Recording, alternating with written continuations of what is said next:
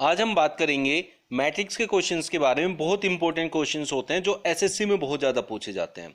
मैं अमित स्वागत करता हूं आप लोगों का मैथ्स अवेयर पे, जहां आज हम आपको इनकी ट्रिक सिखाएंगे।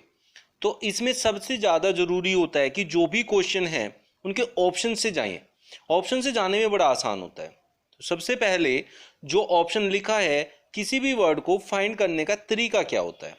देखिए, जैसे यहाँ हमें पेन्स लिखा है तो पेन्स की वैल्यू फाइंड करनी है, तो P देखना है किस किस नंबर पे आता है। अब P यहां भी है, यहां भी है, यहां भी है, यहां भी है, यहां भी है, तो P कई सारी जगह यहां पर है। लेकिन हमें ना ऐसे फाइंड आउट करने में बहुत टाइम लगता है। तो उसके लिए ट्रिक क्या होती है कि आप ऑप्शन से जाएं। जैसे फर्स्ट ऑप्शन है, फर्स्ट ऑप्शन में पहले लिखा है 1 2, तो 1 के सामने और 2 के नीचे देखा कैसे जाता है। 1 के सामने ऐसे 1 के सामने जाएंगे, ऐसे सामने जाते हैं, और 2 के नीचे तो ऐसे नीचे आते हैं। अगर इन दोनों पे जो नंबर मैच करता है वो P है तो ये ऑप्शन सही है, मतलब फर्स्ट वाला। अभी सबको मैच करना है, ये और ये। जो अगर ये सब मैच करते हैं तो फर्स्ट ऑप्शन पूरा आंसर होगा, नहीं तो फिर हम अगला ऑप्शन देखेंगे। तो 6 7 पे हमें देखना है कि E आता है क्या। तो 6 के सामने और 7 के नीचे हमें देखना है E आएगा कि नहीं आएगा। तो 7 के सामने, 6 के सामने और 7 के नीचे A आ रहा है, जबकि हमें E चाहिए था। तो ये वाला ऑप्शन हमारा गलत हो गया। सेकंड वाली बात पे आके E का कोड इसमें मैच नहीं किया। फिर हम सेकंड ऑप्शन देखेंगे, जिसमें हम 4 के सामने और 3 के नीचे P देखेंगे। 4 के सामने और 3 के नीचे, 4 के सामने और 3 के नीचे P मैच कर रहा है, तो ये वाली बात तो सही है। अभी 5 6 पे देखेंगे कि E मैच कर रहा है क्या। 5 एंड 6, 5 के सामने और 6 के नीचे, तो E मैच कर रहा है, ये भी हो गया। फिर हम जाएंगे N के लिए, जो कि होगा 1 3, तो 1 के सामने और 3 के नीचे N होना चाहिए था, जबकि यहाँ W है, तो ये ऑप्शन भी हमारा गलत हो गया। तो हम नेक्स्ट ऑप्शन को ट्राई करेंगे। नेक्स्ट ऑप्शन में 4 3, अभी जैसे मैं सिखा रहा हूं तो आपको ये लेंदी लग रहा होगा, लेकिन ये लेंदी नहीं होता है। जब आपको इसकी प्रैक्टिस हो जाएगी तो ये सबसे सटीक तरीका होता है, कभी गलत नहीं आएगा इससे। इसी से जाएं, इसी से इस क्वेश्चन को करें तो हमेशा सही होता है। 4 3, तो 4 के सामने और 3 के नीचे P होना चाहिए, जो कि है। फिर 5 6 देखेंगे, 5 6 के नीचे आपका E होना चाहिए, तो 5 के सामने और 6 के नीचे हमारा E है, ये भी मैच कर गया। 2 1 पे N होना चाहिए, 2 के सामने और 1 के नीचे N है।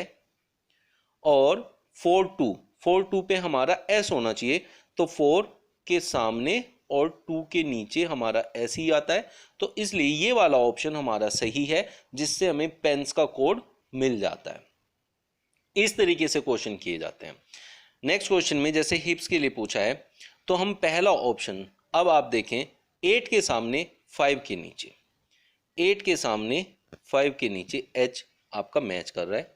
फिर हम I के लिए जाएंगे, तो I के लिए हम 4 1 देखेंगे, 4 के सामने और 1 के नीचे I मैच कर रहा है। फिर हम P के लिए जाएंगे, P के लिए 2 4 देखेंगे, 2 के सामने 4 के नीचे P आपका मैच कर रहा है, तो ये भी हो गया। लास्ट बचा S, और यहाँ 1 1, तो 1 के सामने 1 के नीचे, 1 के सामने 1 के नीचे आपका S आ रहा है, मैच कर रहा है। तो first option is your answer. दूसरी चीज, आपको एक बात देखना है कि जो भी ऑप्शन मैच कर जाए, जैसे यहाँ 4 1 है, तो अब 4 1 पे हमें पता है कि I है। अगर इस वाले में देखना होता तो 4 1 में हमें पहले ही पता है कि I आएगा, तो यहाँ हमें सर्च करने की जरूरत नहीं है। 2 4 पे P है, तो यहाँ देखना होता तो यहाँ सर्च करने की जरूरत नहीं है। तो जो कोड एक बार मिल जाता है उसको सर्च करने की दोबारा से जरूरत नहीं होती है। नेक्स्ट क्वेश्चन, सोरो S। अब S देखेंगे फर्स्ट वाले ऑप्शन से 2 3, 2 के सामने 3 के नीचे S मैच कर रहा है।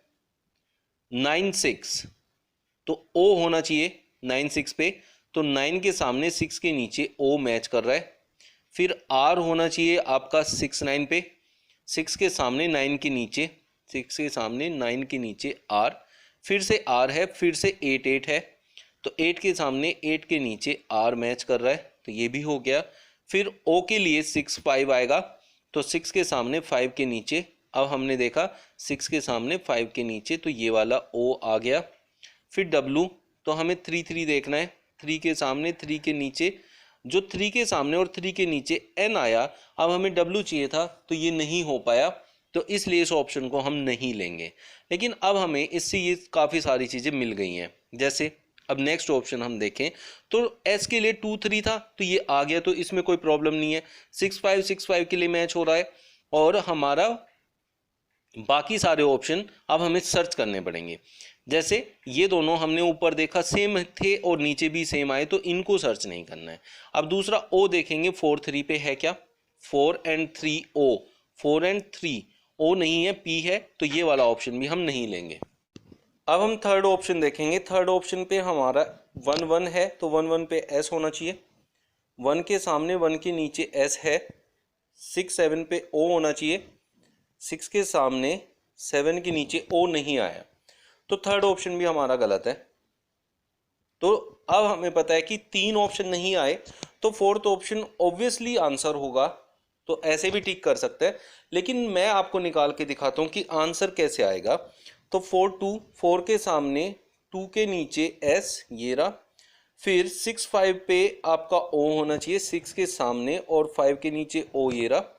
9-5 पे आर होना चाहिए, 9 के सामने और आपका 5 के नीचे, ये रहा आर। और 8-8 पे फिर से आर होना चाहिए, 8 के सामने और 8 के नीचे आर आ गया। फिर 7-7 पे ओ होना चाहिए, 7 के सामने 7 के नीचे ओ आ गया। फिर 4-4 पे डब्लू होना चाहिए, 4 के सामने 4 के नीचे डब्लू। तो इस तरीके से हमारा ये वाला ऑप्शन करेक्ट है। तो D is the answer of this question. इस तरीके से मैट्रिक्स वाले क्वेश्चन को, एसएससी वाले क्वेश्चंस को हम इजीली सॉल्व करते हैं। लेकिन इसमें थोड़ा टाइम कंज्यूमिंग हो सकता है, लगता है कि टाइम कंज्यूमिंग है, अभी लगेगा सीखने में, बट जब प्रैक्टिस करेंगे तो टाइम कंज्यूमिंग नहीं होता है, इजी होता है। और सबसे बड़ी बात जो है, करेक्ट आंसर आता है, बिल्कुल आपका सटीक आंसर आएगा जो इसका आंसर होगा। इसके बाकी क्वेश्चंस को नेक्स्ट वीडियो में इंक्लूड करेंगे। पार्ट 2 में मैं आपको इसमें 5 से 6 क्वेश्चन कराने वाला हूं जो बार बार रिपीट होते हैं। चलिए मिलते हैं नेक्स्ट वीडियो में न्यू क्वेश्चंस के साथ। Thank you. Subscribe now and press the bell icon. Never miss an update.